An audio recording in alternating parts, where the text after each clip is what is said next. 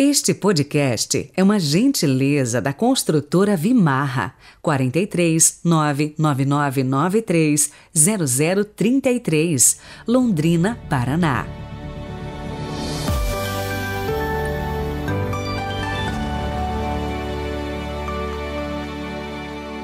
Olá, sejam bem-vindos. A semana só está começando. Força, coragem. E hoje, 24 de janeiro de 2022, é dia de São Francisco de Sales, bispo e doutor da Igreja. Ele é também o padroeiro dos surdos. E eu trago para você uma frase deste santo para iluminar o nosso dia. E se você é daqueles que não tem muita paciência, nem consigo mesmo, preste atenção neste pensamento. Tenha paciência com todas as coisas, mas principalmente tenha paciência consigo mesmo.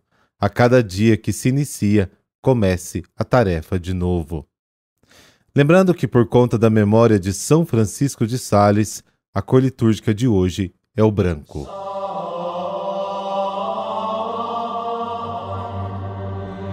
Pelo sinal da Santa Cruz, livrai-nos Deus, nosso Senhor, dos nossos inimigos.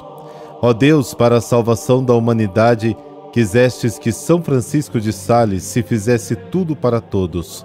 Concedei que a seu exemplo manifestemos sempre a mansidão do vosso amor no serviço a nossos irmãos. Amém.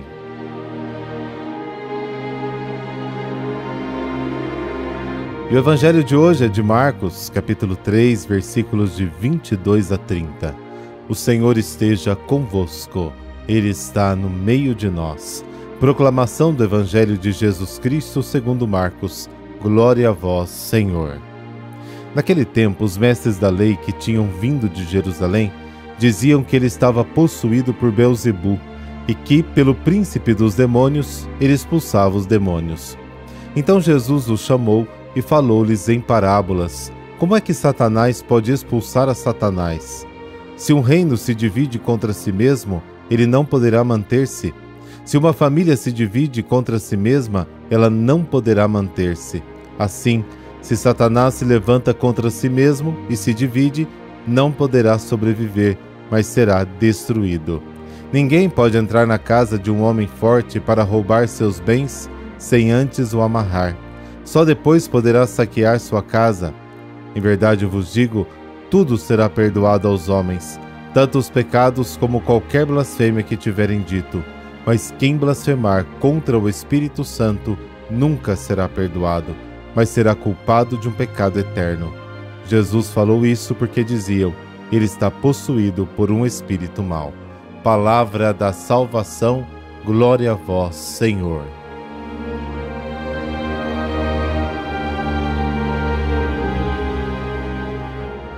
O conflito aumenta. Há uma sequência progressiva no Evangelho de Marcos. Na medida em que a Boa Nova é afirmada e as pessoas a aceitam, a resistência por parte das autoridades religiosas também cresce na mesma proporção. O conflito aumenta e afeta todas as comunidades. Por exemplo, os parentes de Jesus pensaram que ele tinha enlouquecido, e os escribas que vieram de Jerusalém pensaram que ele estava possesso dos demônios. E aí vem o conflito com as autoridades.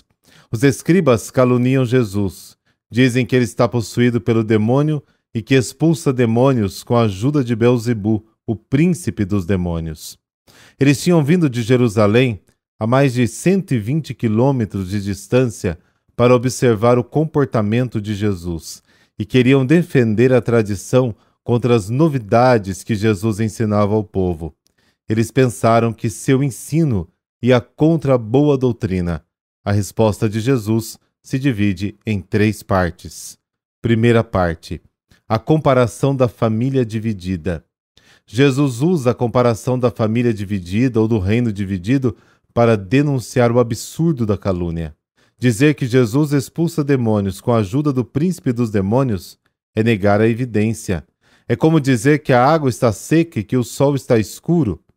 Os doutores de Jerusalém caluniam porque não sabiam explicar os benefícios feitos por Jesus em favor do seu povo. Eles estavam com medo de perder a liderança. Segunda parte, a comparação do homem forte. Jesus compara o diabo a um homem forte. Ninguém, a menos que seja uma pessoa muito forte, poderá tirar a casa de um homem forte, ou seja, alguém mais forte do que ele.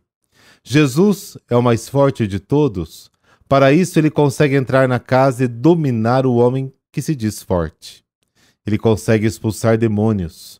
Jesus vence o homem forte e rouba sua casa, ou seja, ele liberta as pessoas que estavam no poder do mal. O profeta Isaías já havia usado a mesma comparação para descrever a vinda do Messias, Isaías 49. Lucas acrescenta que a expulsão do demônio é um sinal evidente da vinda do reino, Lucas capítulo 11. E a terceira parte, o pecado contra o Espírito Santo. Aliás, todo mundo tem dúvida nisso. Todos os pecados podem ser perdoados, exceto o pecado contra o Espírito Santo. Mas qual é o pecado contra o Espírito Santo? É dizer, o Espírito que leva Jesus a expulsar o diabo vem precisamente do diabo. Aqueles que falam assim tornam-se incapazes de receber o perdão. Mas por quê? Alguém que tapa os olhos consegue enxergar? Ele não pode. Quem está de boca fechada pode comer? Também não dá. Quem não fecha o guarda-chuva da calúnia pode receber a chuva do perdão? De jeito nenhum. O perdão passaria e não alcançaria. Não é que Deus não queira perdoar. Deus sempre quer perdoar. Mas é o pecador que se recusa e se fecha e não quer receber o perdão. Dizem que a calúnia é a arma dos fracos. O que você acha disso? Deixe a sua opinião aí nos comentários. Eu leio todos eles, viu?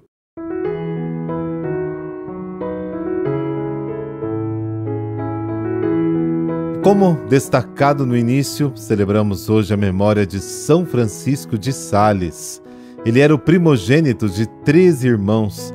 Nasceu no Castelo de Sales no dia 21 de agosto de 1567. Na juventude, Francisco mudou-se para Paris, onde fez estudos universitários. O menino estudou retórica, filosofia, teologia, recebeu também lições de esgrima, dança e equação.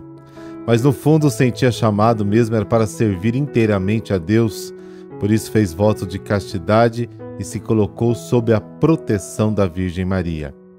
Aos 24 anos, Francisco voltou para junto da família e recusou a vida que seu pai havia planejado para ele. Queria ser padre. Com a ajuda de um tio sacerdote, o jovem conseguiu ocupar o posto de capelão da catedral da cidade. Durante os 5 primeiros anos de sua ordenação, o então padre Francisco se ocupou com a evangelização entre os protestantes.